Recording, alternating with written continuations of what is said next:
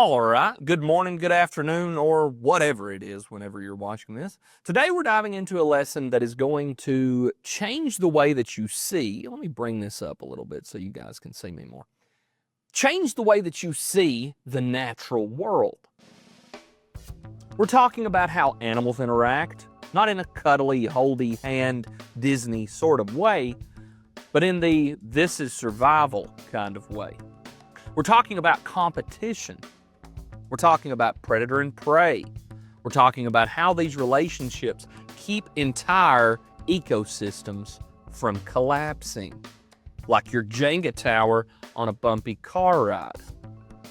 So, let's start with the big question for today. What patterns exist among organisms that help an ecosystem stay balanced? That's what I want you to think about every time I ask a question. Show an example or even pause and make you think. Ready? Let's go. First things first, what is an ecosystem?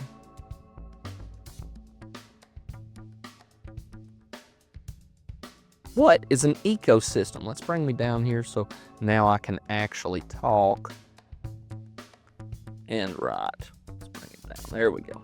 Okay, so what is an ecosystem? Well, an ecosystem is all the living and non-living things in one area interacting with each other. It is their interactions as well as the actual living and non-living things.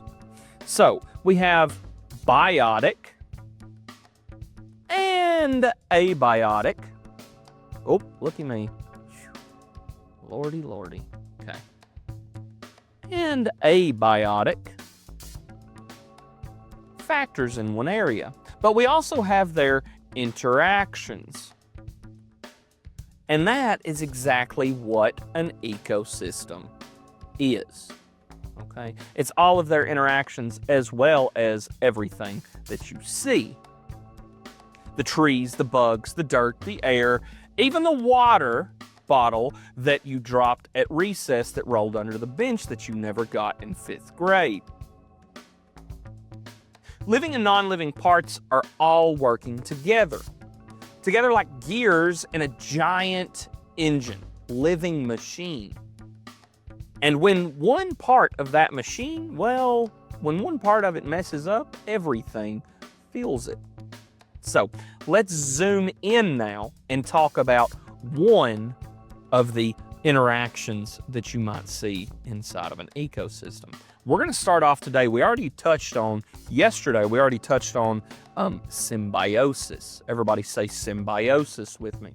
And remember, there were 3 types of symbiosis. One was, having a brain fart, excuse me. One was commensalism.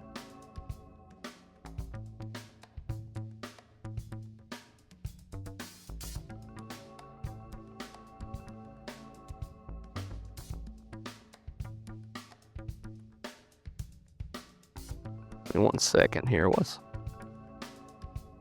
going on?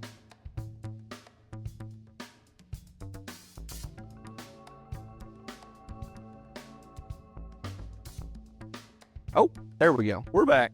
Woo! Excuse me. So commensalism is when one organism is interacting with another and the other's like, meh, it doesn't matter. Then we have number 2 is mutualism. And mutualism is when both organisms are interacting with each other perfectly. They are both benefiting. But then the third, and this is the most dramatic, is parasitism. Okay. And parasitism is when one definitely benefits and one definitely loses. So we talked about that yesterday. I just hope that was a quick refresher. But today we're going to talk about competition. So imagine 2 coyotes and only 1 turkey. That's not dinner, that's a problem. Competition is when two or more organisms want the same limited resource. It could be food, it could be water, it could be shelter, or even just a space to stretch out and sunbathe. It could be anything, almost. But here's the thing, these resources are limited in competition. So when two animals, or 10, or 1,000,000, want the same thing, they have to compete for it. And yes, sometimes that means someone doesn't get it. As a matter of fact, most of the time, that means someone doesn't get it. Now, before you feel too bad for the loser, understand this: competition is actually good for an ecosystem. It keeps the population under control. If there are too many deer and not enough grass, some of them won't survive. And that keeps the forest from getting completely wiped out. It's nature's way of saying, there's only so much to go around, so use it wisely. Now, let's make things a little more intense. It's time to talk a little bit about predator and prey. We already talked about that a little bit, but we're going to talk about it more. Pred, and we'll just write in prey. Now, predator and prey, predator's the hunter. The prey, well, it's the one getting hunted. And that's not always fair, but it is always part of the system. Think of a food chain. Grass gets its energy from the sun. The grasshopper eats the grass, and the frog eats the grasshopper. A snake eats the frog. Then a hawk swoops in and eats the snake. If you remove one part of that chain like the grasshopper, everything above it suffers. And the frog gets hungry. The snake is even hungrier. And the hawk, well, he's flying around wondering where the whole bunch went. So, predator and prey relationships are very, very important. They control population size, and they make sure that no one gets too big. If the prey disappears, the predators decline. If the predators disappear, the prey population explodes and overeat their food resources. That balance is crucial. It's not just about who eats who, it's about the energy flowing through a system, the circle of life, like the Lion King. So let's make it real. Say you've got a forest with a bunch of rabbits. Let's change the color here. Oh my goodness. Come on, Mr. Johnson. Let's change the color here. We got a forest. I know those are really, really crappy trees, but you'll be all right. Okay. And then we have, don't make too much fun of me here, a little rabbit. Let's see if I can draw one here.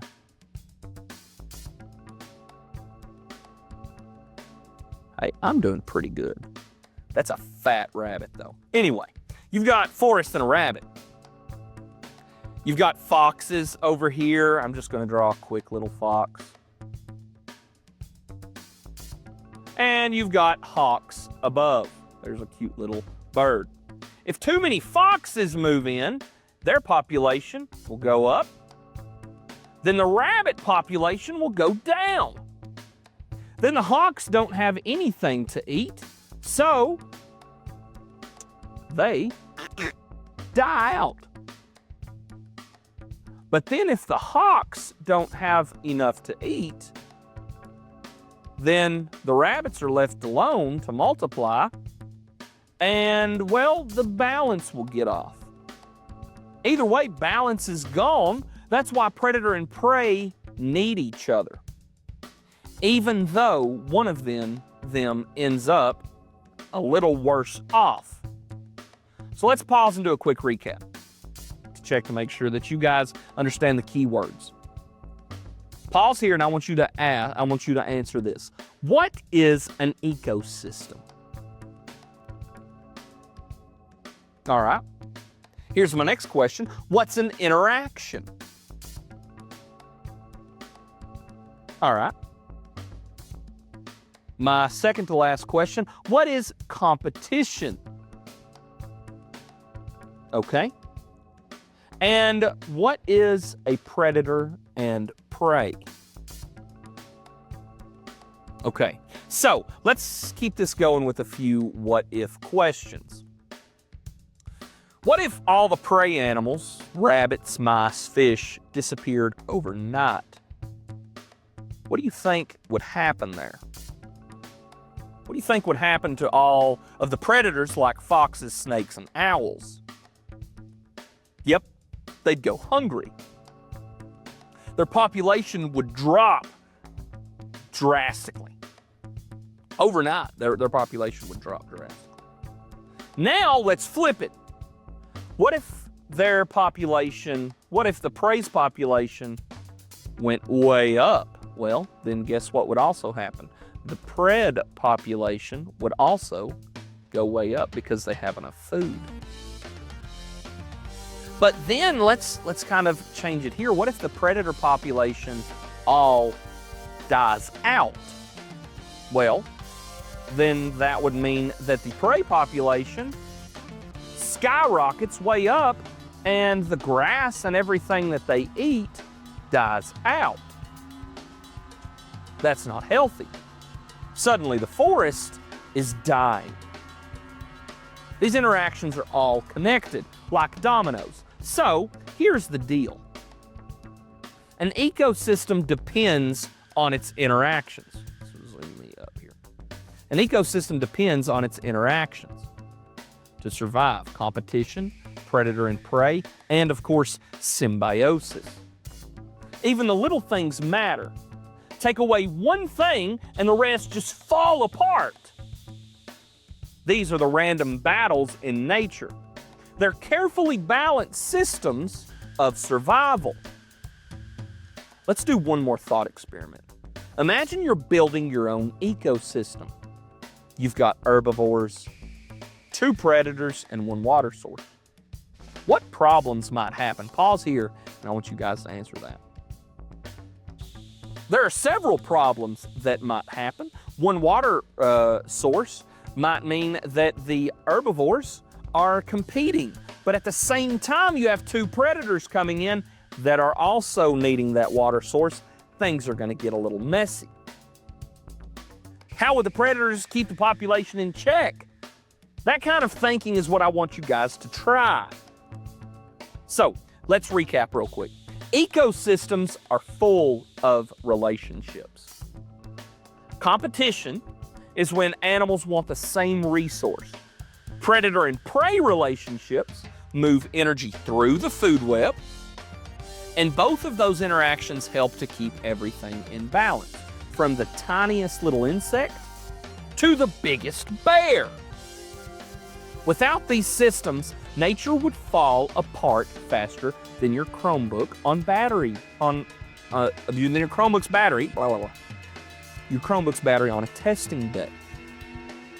Next time you see a hawk chasing a squirrel, or a raccoon stealing a snack from a trash can, or a video of a bear coming in to a house, it's not just a wild moment, it's part of a system that's been running long before we showed up here, long before you were born, long before your great-great-great-great-grandparents were born.